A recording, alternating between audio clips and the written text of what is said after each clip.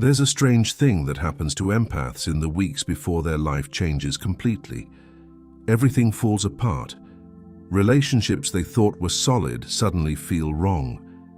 Places that once felt like home start to feel like cages. A restlessness rises up that they can't explain. A sense that something is ending, even though nothing visible has happened yet. Most empaths panic in this phase. They think they're breaking down. But Carl Jung understood that this is not a breakdown at all. It's the beginning of a leap.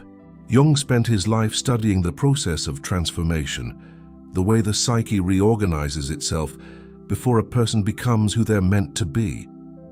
And what he discovered is that this transformation almost never arrives gently. It arrives as disruption. The old structure has to collapse before the new one can form. Today I'm going to show you why empaths feel these leaps before anyone else does, why the chaos that precedes them is not a warning to turn back, but a signal to keep going, and how to recognize the quantum leap while you're standing in the middle of it instead of only understanding it years later. Jung noticed something in his patients that ordinary psychology couldn't account for. The most sensitive among them would arrive in his office describing a kind of turbulence with no obvious cause. Their careers were stable, their relationships intact, and yet they felt an unbearable pressure building inside them, as though their entire life had become too small to contain them. And then, months later, everything would change. A marriage would end, a career would dissolve, a move across the world would happen almost by accident. The turbulence had been the announcement.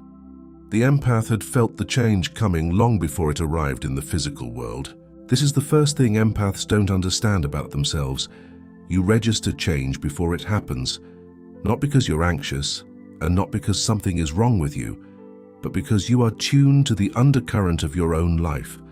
While everyone else waits for change to show up as an event, you feel it while it's still forming in the dark. The restlessness isn't dysfunction.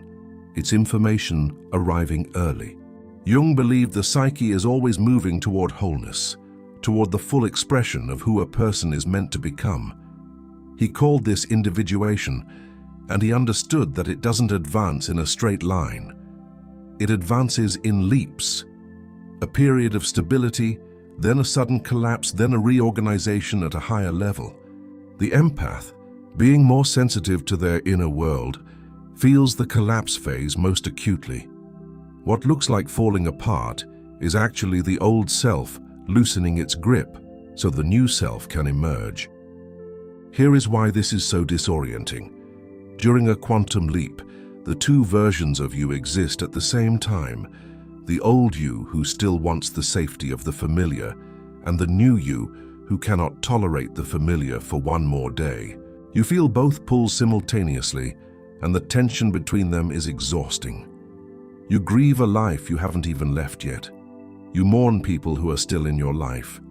You feel homesick for a place you haven't found. This is the signature of the leap, and empaths feel it more powerfully than anyone. Jung observed that most people resist this phase with everything they have.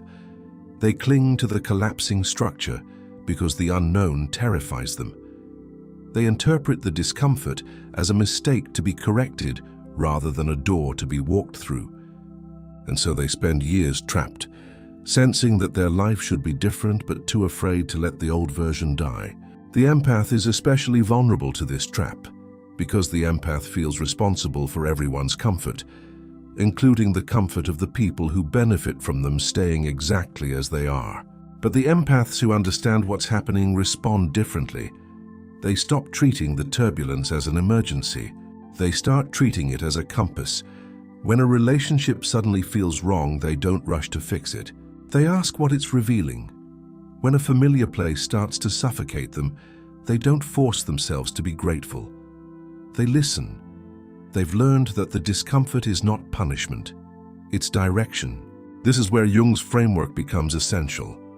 He believed the psyche sends signals through what he called synchronicity, meaningful coincidences that cluster around moments of transformation. Empaths, right before a major leap, often notice these signals intensifying. The same idea appears from three different directions. A stranger says the exact thing they needed to hear. Doors that were locked for years suddenly swing open, while doors that were always open quietly close. To the untrained mind, these are random. To the empath in the middle of a leap, they are a pattern. The field of their life is rearranging itself, and they can feel the pieces moving. The tragedy is that empaths often distrust this exact sensitivity. They've been told their whole lives that they feel too much, that they're too intense, that they read into things. So when the leap begins, instead of trusting the very perception that could guide them, they override it. They ask other people whether they're being crazy. They seek permission to change from people who are invested in them not changing. And in doing so, they hand the steering wheel to everyone but themselves. Jung would tell you that the quantum leap requires you to trust your own perception over the consensus around you. The people in your old life cannot see what you see. They're still living in the structure that's collapsing for you. They will call you unstable. They will tell you that you're throwing away a good thing. They will beg you to go back to who you were. And their fear is not a sign that you're wrong. It's a sign that you're actually leaping, because a leap always looks like madness to the people who benefit from you staying still. What emerges on the other side of the leap is a person the old life could never have contained. The empath doesn't just change their circumstances, they change their frequency. They stop attracting the same dynamics because they're no longer the same person, broadcasting the same signal. The relationships that survive the leap are the real ones. The work that finds them afterward fits who they've become. The chaos that felt like destruction turns out to have been construction all along. Jung called this the rhythm of death and rebirth, and he insisted that a life without it is a life half-lived. The empath is simply built to feel this rhythm more vividly, to sense the death before it happens and the rebirth before it arrives. What feels like a curse in the middle of the storm is actually the empath's greatest gift. You are not being destabilized, you are being upgraded, and you can feel the upgrade before it downloads. If you're an empath standing in the middle of one of these leaps right now, feeling like your life is unraveling for no reason you can name, understand what's actually happening. The restlessness is not a malfunction. The grief is not a mistake.